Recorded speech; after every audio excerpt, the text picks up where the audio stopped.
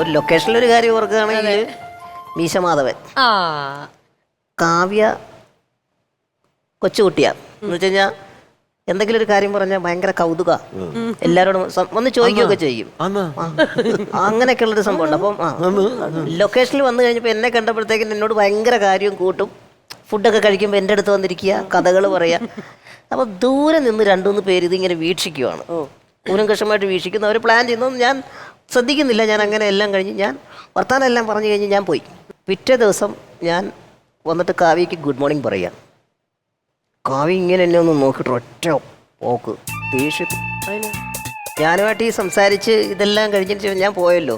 പോയി കഴിഞ്ഞപ്പോൾ അവിടെ ഒരു കഥ ഉണ്ടായി. എന്താന്ന് വെച്ച് കഴിഞ്ഞാൽ അവൻ അങ്ങനെ ഇരിക്കുന്നു നോക്കണ്ട, കോളേജിലൊരു പെൺകുട്ടിയെ ചതിച്ച് ഗർഭിണിയാക്കി. ആ കുട്ടി മരിച്ചു, ആത്മഹത്യ ചെയ്തു. ഈ കഥ നിങ്ങൾക്കറിയില്ലേ? അറിയില്ലെങ്കിൽ ഹനീഫിക്കയോട് ചോദിച്ചു നോക്കാൻ പറഞ്ഞു. കാവ്യ അവിടെ ചെന്ന് ചോദിക്കും, ഇത് എല്ലാവർക്കും അറിയാലോ, നിനക്കറിയില്ല? ടെൻഷനായി. ഇവിടെ വന്ന് ചോദിച്ചപ്പോ ഇത് ഞാൻ 3 വർഷം മുമ്പ് കേട്ട കഥയില്ലേ, അവനായിട്ടെല്ലാം മിണ്ടുവെല്ലാം ചെയ്തോ? സകല ആൾക്കാരോട് പറഞ്ഞു വെച്ചിട്ട് ഈ കഥ. അന്ന് സിനിമ തീരുന്നതിന് 15 ദിവസം കഴിഞ്ഞാൽ ഞാൻ ഇത് തെറ്റിദ്ധാരണ ഇവരുണ്ടാക്കിയതാണ് ഈ കഥയെന്ന്. ഇതുപോലുള്ള പ്രാങ്കുകളാണ് കൂടുതലും നടക്കുന്നത്. നമ്മളെ വെച്ചിട്ടുള്ള തമാശ പോലും നമ്മൾ അതുപോലെ ആസ്വദിക്കുന്ന തരത്തിൽ വളരെ ഹാപ്പി ആയിട്ട് ഒരു സിനിമ തീരുന്ന അറിയില്ല, അതുപോലെയുള്ള സെറ്റുകളാണ്.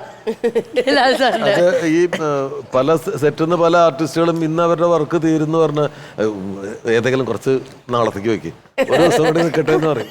അങ്ങനെ പോവാനും ഇഷ്ടാവില്ല. തമാശകള് ക്രിയേറ്റ് ചെയ്യുന്നത് ഇന്നസെന്റ് ആണ്. ഓരോ ആളുകളെ വെച്ചിട്ടും കഥകള് പലതും നമുക്ക് ഇവിടെ പറയാൻ പറ്റില്ല.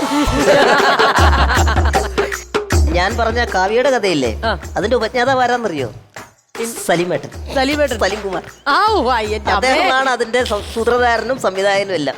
സലീം ഇങ്ങനെ പ്രാക്ടിക്കൽ ഹ്യൂമറിന്റെ ആളാണ്. അത് എക്സിക്യൂട്ട് ചെയ്യുകയും ചെയ്യും നന്നായിട്ട്.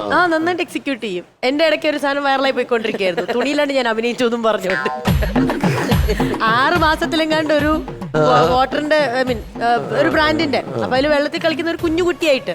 അപ്പൊ ഞാനിങ്ങനെ സംസാരിച്ച സലീമയുടെ നീ എന്നോട് മിണ്ടരുത്, നീ തുണിയിലാണ് അഭിനയിച്ചതാണെന്ന്. അത് മാത്രമായിരുന്നു പിന്നെ ഫുള്ള് തുണിയിലാണ് ഞാൻ അഭിനയിച്ചതെന്ന് പറഞ്ഞിട്ട്. ശരിക്കും പറഞ്ഞാൽ ഒരു എപ്പിസോഡ് ഒരു ഇൻട്രൊഡക്ഷനിൽ തീരുന്ന അല്ല നിങ്ങളുടെയൊക്കെ കഥകൾ. എനിവേസ് കുറെ നല്ല കാര്യങ്ങൾ നമുക്ക് കേൾക്കാൻ പറ്റി. Thank you so much.